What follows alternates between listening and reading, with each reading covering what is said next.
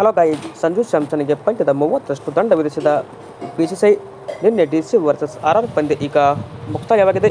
ಈ ಒಂದು ಪಂದ್ಯದ ಬಳಿಕ ಸ್ಯಾಮ್ಸನ್ ಅವರಿಗೆ ದಂಡ ಕೂಡ ಇಲ್ಲಿ ವಿಧಿಸಲಾಗಿದೆ. ಸ್ಯಾಮ್ಸನ್ಗೆ ಯಾಕೆ ದಂಡ ವಿಧಿಸಿರು ಅಂತ ಕೇಳೋದಾದರೆ ನೋಡ್ಬೋದು.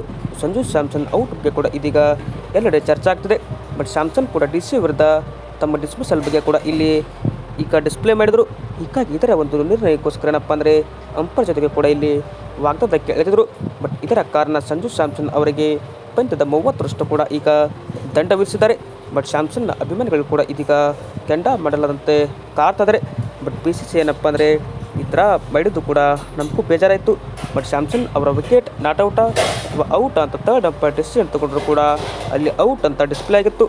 ಹೀಗಾಗಿ ಅದರ ಬಗ್ಗೆ ಚರ್ಚೆ ನಡೆಸಿದ್ದಕ್ಕಾಗಿ ಸ್ಯಾಮ್ಸನ್ ಅವರಿಗೆ 30ರಷ್ಟು ಪಂದ್ಯದಲ್ಲಿ ದಂಡ ವಿಧಿಸಲಾಗಿದೆ ಅಂತ ಅಫಿಷಿಯಲ್ ಆಗಿ ಮಾಹಿತಿ ಬರ್ತಿದೆ. ಇದು ಏನಪ್ಪ ಅಂದರೆ ಸ್ಯಾಮ್ಸನ್ ಅಭಿಮಾನಿಗಳಿಗೆ ಒಂಥರ ಬೇಸರದ ಸಂಗತಿ. ವಿಡಿಯೋ ಇಷ್ಟ ಆದರೆ ಲೈಕ್ ಮಾಡಿ. ಹಾಗೆ ಇದೇ ಥರ ಸ್ಪೋರ್ಟ್ಸ್ ಮಾಹಿತಿಗಾಗಿ ತಪ್ಪದೆ ನಮ್ಮ ಯೂಟ್ಯೂಬ್ ಚಾನಲ್ಗೆ ಸಬ್ಸ್ಕ್ರೈಬ್ ಆಗಿ. ಹಾಗೆ ನೀವೇನಾದರೂ ಸ್ಯಾಮ್ಸನ್ ಅವರ ಅಭಿಮಾನಿಗಳಾಗಿದ್ದಲ್ಲಿ ಈ ಕೂಡಲೇ ಕಮೆಂಟ್ ಬಾಕ್ಸಲ್ಲಿ ಕೂಡ ತಿಳಿಸಿ. Thank you.